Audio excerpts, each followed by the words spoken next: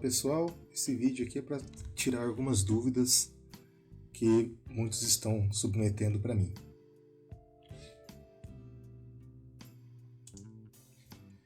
Bem, então nessa videoaula aqui eu vou tirar algumas dúvidas que são bastante comuns. Todo mundo está me mandando aí mensagem com as mesmas dúvidas, então achei melhor gravar um vídeo para tentar responder todo mundo e deixar mais claro para quem ainda não tenha ficado claro com relação a essas questões. A grande maioria das perguntas estão relacionadas com o exercício resolvido da segunda parte, tá? De oscilações, o exercício número 2. Então eu vou utilizar ele ali para resolver boa parte dos problemas que vocês estão com dúvidas, ok? Bem, vamos lá. O problema 2, então, que é o nosso tema aí de para sanar as dúvidas, tá? Ele diz o seguinte: considere um corpo preso a uma mola, tendo a sua posição dada por x igual a 5 centímetros, cosseno de 9,90 segundos a menos 1 vezes o tempo. Nesse caso. Letra A, qual é a velocidade máxima do corpo? Letra B, quando essa velocidade máxima ocorre pela primeira vez? Letra C, qual a aceleração máxima do corpo? Letra D, quando essa aceleração máxima ocorre pela primeira vez após t igual a 0 segundos. Bem, a primeira dúvida que eu tenho aqui, que eu vou tentar responder para vocês, que é uma dúvida mais simples aqui e rápida da gente responder, é a questão que todo mundo está fazendo quando é que eu sei que o movimento ele está partindo do ponto igual a zero? Uma vez que, para resolver a letra A aqui, eu supus que o corpo parte do repouso, tá? Bem, a dica primeiro, se o problema não falar para a gente, já logo de cara, que ele está saindo do repouso, ou seja, a gente já assume que o tempo é igual a zero nesse caso, tá? Outra alternativa que a gente tem para saber quando é que a posição do corpo inicia, ou seja, em que tempo que ele está iniciando, se é igual a zero, a gente observar aqui a equação que ele dá para a gente do movimento, tá? Então a gente pode observar aqui, que ele dá cosseno de 9,90 segundos a menos 1 vezes o tempo, tá?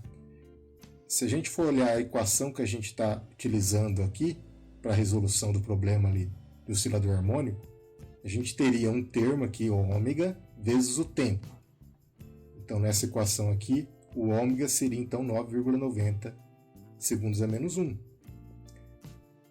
Depois do tempo aqui, a gente teria um termo somando a ele, que seria a nossa constante de fase, que a gente não observa aqui, tá? Portanto, se eu não tiver constante de fase aqui, significa então que ele já está partindo do repouso. Por isso, então, se o corpo parte do repouso, a constante de fase vai ser zero. Então essa é uma situação típica aqui para eu assimilar o problema, se ele está partindo do repouso ou não, tá? Então, ou o problema está falando para a gente que ele está saindo do repouso, ou então, se ele não disse nada, significa então que eu vou ter que analisar a equação do movimento que ele está mostrando para a gente. Essa equação do movimento, então, ela vai ter os termos lá relacionados, e se tiver faltando o termo ali equivalente à constante de fase, o delta, tá? Significa então que esse delta é zero, então ele está partindo do repouso. Só para dar um parecer um pouquinho melhor aqui para vocês do que significa esse delta, vamos pegar aqui como exemplo uma função do tipo seno, tá? Que é parecida ali que a gente está trabalhando ali, seno de ômega t, tá? Nesse caso aqui, eu estou assumindo que esse arco aqui, ou seja, que esse ângulo que está entre o parênteses aqui da função seno, tá? Ele começa do zero, então ele vai partir desse ponto aqui, Mas se eu adicionar uma constante de fase aqui, qualquer que seja, eu estou deslocando a minha função, tá vendo? Essa curva em cinza aqui, ela está partindo de uma posição que não é igual a zero, tá? Então esse delta aqui, que é a nossa constante de fase, ele só serve para eu transladar aqui ao longo do eixo do tempo, tá? A minha função, que é a solução para o meu problema. Tudo bem? E aí então eu posso partir e deslocar ela para a posição equivalente ao zero, tá? E aí resolver mais facilmente o problema se for o caso. Uma outra pergunta que tem sido feita bastante para mim é: por que eu estou usando sempre x como a cosseno de ômega t mais delta? Sendo que lá no início da dedução lá do movimento harmônico, eu disse que também poderia usar a seno de ômega t mais delta. Bem, tanto o seno como o cosseno ele vai ser solução para o problema. Tá? Então, qualquer uma das funções seno ou cosseno que eu escolher aqui para resolver o problema, ele tem que chegar ao mesmo resultado. Então, eu sugiro até para vocês aí como parte aí de treinamento para vocês resolver o problema, pega esse mesmo problema aqui, ó, e ao invés de você supor uma solução do tipo a cosseno de ômega t mais delta, suponha a seno de ômega t mais delta e resolva seguindo o mesmo procedimento que foi feito aqui. Vocês vão ter que chegar aos mesmos valores calculados, tudo bem? Então fica aí como um exercício aí para vocês verificar que tanto a função seno como a função cosseno ela é válida como solução de um oscilador harmônico simples. Bem,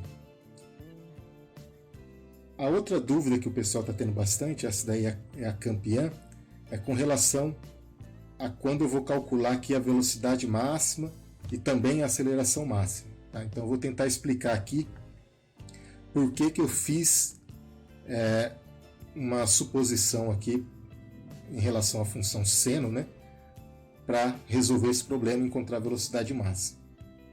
Bem, então fica claro aqui que para encontrar a velocidade eu preciso derivar minha posição x em relação ao tempo. Então a gente faz aqui a derivada e eu encontro essa função aqui, ó, menos a, que é a amplitude, ômega, que é a frequência angular, seno de ômega t. Tudo bem? Então acho que isso daqui todo mundo chegou a entender que é uma derivada simples. Mas o problema pede para a gente calcular a velocidade máxima. Daí todo mundo fica em dúvida, por que eu assumi seno de ômega t igual a 1? Bem, vamos lá para a nossa explicação. Vou utilizar esses mesmos gráficos aqui, ó. Da agora em diante esquece essa curva cinza aqui, vamos se ater somente à curva vermelha. Bem, pegando uma função seno tradicional, seno de ômega t, que é mais ou menos o que a gente tem aqui, tá? Esse argumento que eu tenho aqui na minha função seno permite que a minha função seno assuma valores, ou seja, o x aqui, ele vai valer no máximo 1 e no mínimo menos 1, ou máximo negativo, se quiser pensar dessa forma, tá? Menos 1, tudo bem? Então não tem como uma função seno assumir valores maiores que esse. Isso também é válido para a função cosseno. Ela vai ter o máximo e o máximo negativo valendo 1 e menos 1 respectivamente. Tá? Então acho que todo mundo lembra disso daí lá desde do início das funções trigonométricas. Tá? Bem, se eu quiser que a minha função ela tenha valores de amplitude maior que 1 e menor que menos 1, tá? O que eu faço? Eu posso multiplicar ela por uma constante. Então, o que eu tenho aqui é uma função, agora que eu estou multiplicando por uma constante aqui. Aleatoriamente, eu estou colocando 6 aqui como exemplo. Poderia ser qualquer coisa. No nosso caso aqui, o substituto ali para o 6 poderia ser, por exemplo, a ômega. Ou menos a ômega, nesse caso. Tá? Bem, quando eu multiplico por um valor constante, eu não mudo a forma da minha função, eu só altero a amplitude dela. Então ela passa a valer agora de 6 a menos 6. Tudo bem? Significa então que, para que esses valores aqui sejam máximos, tá? Ou seja, para que ele assuma o valor máximo de 6 e o valor máximo de menos 6, a minha função seno ela também tem que ser máxima aqui, ou seja, ela vai ser máxima quando for 1 e menos 1. Se eu multiplicar aqui 1 por 6, eu vou ter 6. Qualquer valor intermediário disso daqui, tá? Eu vou ter, por exemplo, menos 5 aqui, menos 0,5, tá? Se eu tiver aqui o valor de seno aqui for menos 0,5 vezes 6, ele vai valer 3. Ou seja, ele não vai ser o valor máximo que eu quero. Por isso, então, eu estou assumindo aqui como seno de ômega-t igual a 1. Tá? Mas não poderia ser menos 1? Por que se assumiu 1? Bem, convenientemente, nesse caso, eu assumi ele como 1 para a gente poder fazer um tratamento mais para frente, que eu vou explicar logo em seguida. Tá? Mas agora eu assumi ele como valor 1.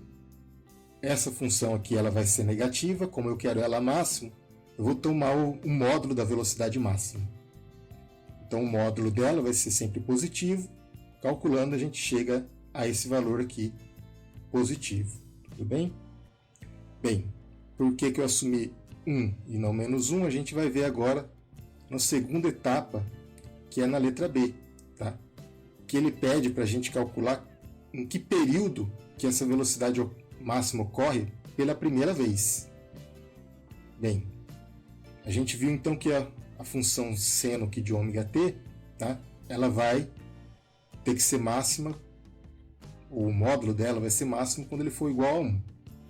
Então vamos analisar aqui a nossa função, nesse caso aqui a função seno, né? Quando ela é máxima. Bem, ela é máxima em 1, mas em que condição, em que ângulo, por exemplo? Então ela vai acontecer quando isso daqui for π sobre 2, tá? Quando ela for 3π sobre 2 e quando ela for 5π sobre 2, que é nesses pontos. Então toda vez que ela for múltiplo de π sobre 2, tá? Ela vai ser máxima. Tá? O módulo da função seno, né, será máximo. Por isso então que eu estou assumindo ele como 1. Por quê? Porque ele vai ser π sobre 2, 3π sobre 2, 5π sobre 2. Tá? Se eu assumir o módulo dele, então, primeira vez que ele ocorre depois do zero, a função seno, vai ser em π sobre 2, ou seja, nesse ponto aqui. Então, em π sobre 2, ele vai ser 1. Tá? Por isso, então, que eu tenho assumido ele como 1, simplesmente por conveniência, para ele ter uma lógica com que eu estou calculando. Então, para seno de ômega-t ser igual a 1, eu preciso de um arco que seja igual a π sobre 2, que é justamente esse ponto aqui da nossa função. Os demais pontos vão satisfazer? Vão também, só que o problema pede a primeira vez. A primeira vez que isso daí acontece é em π sobre 2. Então eu substituo π sobre 2 aqui na minha função e faço o cálculo e chego então a esse tempo aqui que ele pediu no problema. Tá? Bem, aí a segunda questão também que está acontecendo é por que agora, no caso, quando você vai calcular a aceleração, você assumiu ele novamente ali agora como menos 1. Tá? Novamente, eu assumi isso daí por conveniência. Tá? Ele poderia ser 1 também, tudo bem. Ó, quando eu calculo a minha aceleração, eu vejo que ela está chegando aqui a um valor negativo. Para isso daqui ficar positivo, já que eu quero a aceleração máxima, e para não precisar tirar o módulo, pois eu poderia também tirar o módulo, mas como eu não vou querer tirar o módulo aqui, eu vou assumir então que para a aceleração ser máxima, cosseno de ômega-t tem que ser igual a menos 1. Por quê? Porque, novamente, a função cosseno ela assume valores máximos em 1 e menos 1. Né? Então, ela vai acontecer isso daqui em 0, π, 2π e assim sucessivamente. Tá? Então, por conveniência, eu escolhi menos 1. Poderia ser 1? Poderia, só que daí eu teria que escrever como módulo da aceleração máxima. Tá? Então, dessa forma, a aceleração máxima, então, assumindo que aquele cosseno é menos 1, ele fica positivo, tá vendo? Porque é menos 1 vezes menos 1 ali, dá positivo. E eu calculo e encontro aqui a aceleração máxima, que é 490 centímetros por segundo ao quadrado. Tudo bem? Convenientemente também aqui, né, na letra D, ele quer também achar o período que essa aceleração é máxima. Tá? E aqui agora veja que eu assumi ela como sendo 1. Tá? Por quê? Simplesmente porque ela ocorre aqui na parte, ela já começa como sendo máxima aqui em 1, depois ele vem para menos 1, e assim vai sucessivamente, certo? Ou seja, ele vai acontecer em ângulos que ele vale 0, π, 2π, ou qualquer múltiplo que seja de π. Né? Ou seja, minha função cosseno aqui, ele começa aqui como π, depois ele vai para 2π, e assim sucessivamente. Como o problema pede para a gente calcular aqui, deixa eu voltar aqui, perdão. Como o problema pede para calcular o tempo logo após de um tempo inicial igual a 0, eu não posso calcular nesse ponto aqui, porque nesse ponto aqui o tempo é 0. Aí eu tenho que ser o primeiro arco que eu vou ter, então, vai ser em π. Por isso, então, dentre esses arcos que eu vou ter aqui, eu vou assumir, então, para tempo igual a 0, o primeiro que ocorre, que é igual a π. Certo? E com isso, então, ômega-t igual a π. Faço todos os cálculos aqui para o tempo e vou encontrar, então, o tempo que eu quero que a aceleração seja máxima. Tá? Logo depois, primeiro tempo, né? Logo depois do tempo inicial igual a 0, que a aceleração é máxima. Tá? Então, a escolha de ser positivo ou negativo é só por questão de conveniência, ou eu posso escolher também como sendo negativo, mesmo que a minha função final dê negativo, se eu tomar o módulo dela, tá? Eu vou ter o valor máximo. Isso daí, então, não implica nada na resolução do problema ali. A única coisa é que você vai ter que escrever realmente que eu estou tomando o módulo disso daqui para ele ser máximo. Porque se ele der negativo, ele vai ser mínimo. Certo? Então, simplesmente por isso. Bem, por fim, uma outra dúvida que o pessoal tem é: então quer dizer que a velocidade máxima, a aceleração máxima, ela vai ser sempre nos extremos da minha amplitude? Não, não vai ser sempre nos extremos da amplitude. Quando é que a velocidade vai ser a máxima e quando a aceleração vai ser máxima? Eu vou então utilizar aqui um exemplo gráfico para vocês entenderem melhor aqui. Eu vou associar cada um desses gráficos aqui, ó, amplitude, velocidade e aceleração, com o nosso sistema massa-mola aqui. Então, vamos começar aqui. Eu tenho então a minha amplitude. Então ela começa com amplitude máxima, aqui, positiva. Então significa que eu estou nessa situação aqui, ó. Estou esticando a minha mola, tá? Amplitude máxima positiva. Eu vou ter então uma força restauradora. Então nesse ponto aqui inicial, tá? Quando eu estiquei a minha mola e soltei ela, tá? Vai acontecer o seguinte. Então, posição máxima, soltei a mola. No início, a minha velocidade é 0, tá? Mas a minha aceleração ela é máxima negativa. Por quê? Porque a força está sendo dirigida aqui para o lado negativo do problema. Tá? E isso faz, então, com que a minha aceleração seja negativa, porque ela está tentando restaurar aqui a posição inicial do movimento. Tá? Então, vejam bem, nesse ponto aqui, que a amplitude é máxima, a velocidade é 0, mas a aceleração é máxima. Ok? Então, nesse ponto aqui, que vocês estão pensando aqui que quando ele estiver aqui a aceleração e a velocidade vai ser máxima, não é verdade, tudo bem? Só a velocidade aqui é 0, aqui a aceleração é máxima.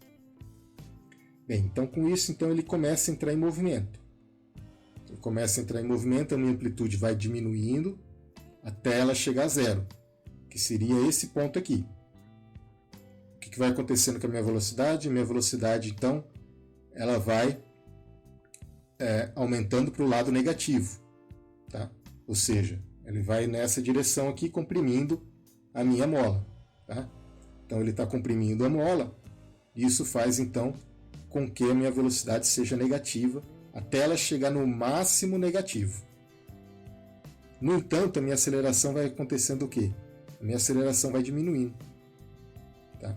E quando eu chego justamente nesse ponto aqui, tá? Que seria amplitude igual a zero, a minha aceleração, ó, ela também é zero, mas a velocidade é máxima. Bem, depois disso, a mola ainda continua com o movimento, tá? Só que agora ela começa a comprimir, então ela sai daqui e ela vai comprimindo. A força restauradora é sempre contrária ao movimento, ou seja, à medida que ela está comprimindo, significa então que a minha aceleração aqui que passou para zero, tá? Ela começa então a aumentar aqui, tá? Comprimindo, ou seja, estando no sentido contrário aqui, tá?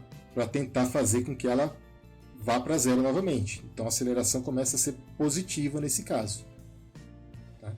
Enquanto a minha amplitude ela está sendo negativa. Consequentemente, a minha velocidade, tá?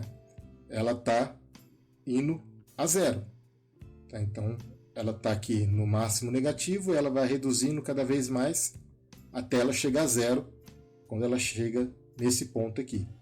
Então, na amplitude mínima, ou seja, quando a mola está comprimida, que é essa situação aqui, a mola está comprimida, eu tenho a velocidade igual a zero, mas a minha aceleração aqui ela é máxima positiva, fazendo então com que ele volte novamente para o lado direito aqui do nosso sistema, tá? E aí então todo esse ciclo aqui se repete. Então, novamente, ele vai de comprimido para o sistema em equilíbrio. Então, quando ele estiver na posição igual a zero, a minha velocidade vai ser máxima, a minha aceleração vai ser mínima, e esse ciclo aqui ele se repete. Ou seja, a gente vai ter que analisar realmente cada situação aqui, e a gente não pode dizer que nos extremos aqui eu vou ter velocidade máxima e aceleração máxima, que não é bem isso. Nos extremos eu vou ter a aceleração máxima, velocidade zero, tá? No centro aqui eu vou ter velocidade máxima e aceleração zero. Tudo bem? Então eu espero que tenha ficado claro aí com relação a essa dúvida também. Bem, a outra dúvida também bastante comum que a gente tem aqui é com relação à última aula ali no exemplo que a gente resolveu ali com relação à energia, tá? Então é um problema resolvido ali. Um objeto de 3 kg preso a uma mola oscila com uma amplitude de 4 cm e um período de 2 segundos. Letra A, qual é o valor da energia total? Letra B, qual é a velocidade máxima do objeto? A letra C, em que posição X a velocidade é metade da velocidade máxima? Bem, a letra A e a letra B, até agora não surgiu nenhuma dúvida. A dúvida tem surgido aqui na letra C. Então eu vou passar direto ali para a letra C, para a gente tentar resolver essa dúvida. A dúvida é com relação a uma passagem matemática que tem aqui. Então parece que até aqui todo mundo entendeu muito bem. Isso daqui é energia potencial, meio de kx ao quadrado. A energia cinética, meio de mv ao quadrado. Só que o problema pede para calcular a posição, tá? Posição x, quando a minha velocidade aqui ela for metade da velocidade máxima. Então eu vou pegar essa mesma expressão aqui e substituir a minha velocidade aqui, ao invés de uma velocidade qualquer, pela metade da velocidade máxima. Então v máximo dividido por 2. Essa posição x aqui vai ser uma posição x1 que eu estou chamando aqui, uma posição em que ela vai ser velocidade máxima. ou metade da velocidade máxima, perdão. Então eu vou substituir aqui na minha expressão. Talvez o pessoal tenha confundido um pouco, que eu troquei aqui a ordem que eu escrevi energia cinética e energia potencial. Eu comecei escrevendo energia cinética. Então aqui, ó, meio, tá, de m. Eu já substituí aqui a velocidade ao quadrado por metade da velocidade máxima. Então é meio de v máximo, como a velocidade era ao quadrado, tudo isso daqui ao quadrado. Mais, agora a energia potencial, tá? Meio de K, esse K é constante elástica, tá? Novamente reforçando aqui para vocês não confundir o K maiúsculo, que é energia cinética, o K minúsculo, que é a constante elástica da mola. x1 ao quadrado, tá? Então eu substituí aqui o x pelo x1, que é a posição que vai ser metade da velocidade máxima. Bem, agora o que eu fiz? Eu fiz o quadrado desse termo aqui entre parênteses. Ó. Ao invés de eu escrever 1 sobre 1/4, eu escrevi meio vezes meio. Tá? Ou seja, é a definição ali de quadrado desse termo. V máximo ao quadrado. Tudo bem? Aqui então se repete. A dúvida que o pessoal está tendo começa por aqui. Ó. Bem, por que ficou 1/4 aqui? Ó? Eu não tinha meio vezes meio? Eu tirei esse meio, um desses meio aqui, eu coloquei ele para fora do meu parênteses. Quando ele tira ele para fora, eu já tinha um meio aqui, então meio vezes meio dá 1/4, e eu passei a massa para dentro do parênteses aqui. Ó. Então ficou meio de mv máximo ao quadrado. A energia potencial continua a mesma.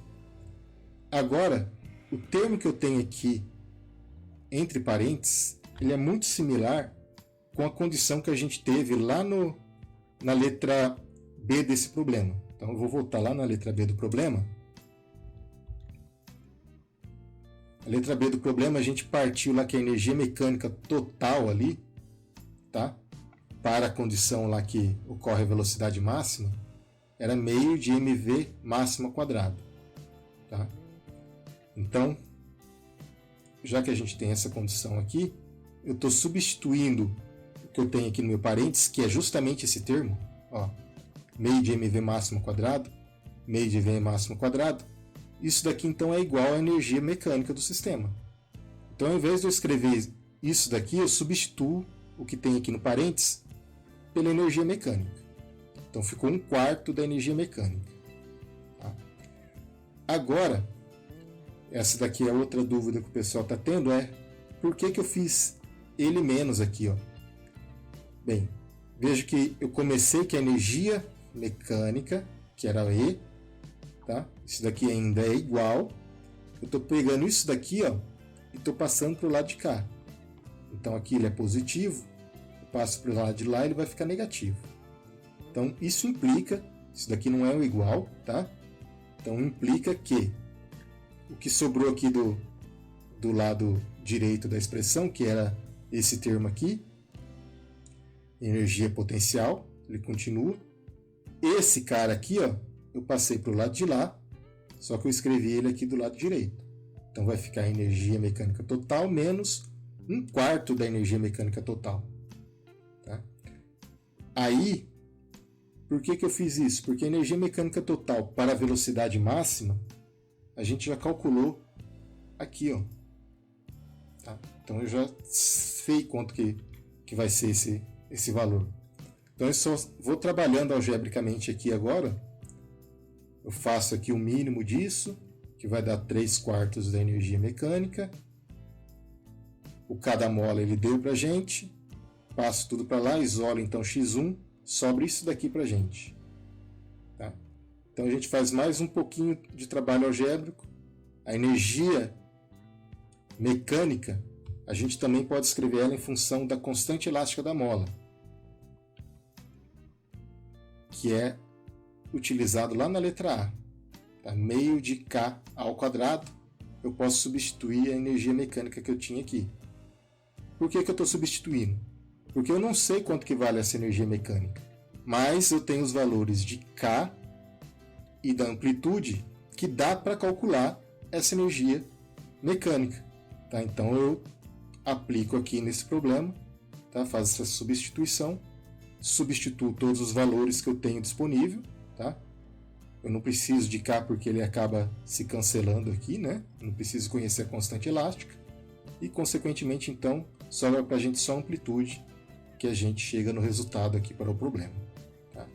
Então eu espero aí que tenha ficado também claro aí essa passagem matemática aqui, ó, que era uma das principais dúvidas que o pessoal estava tendo.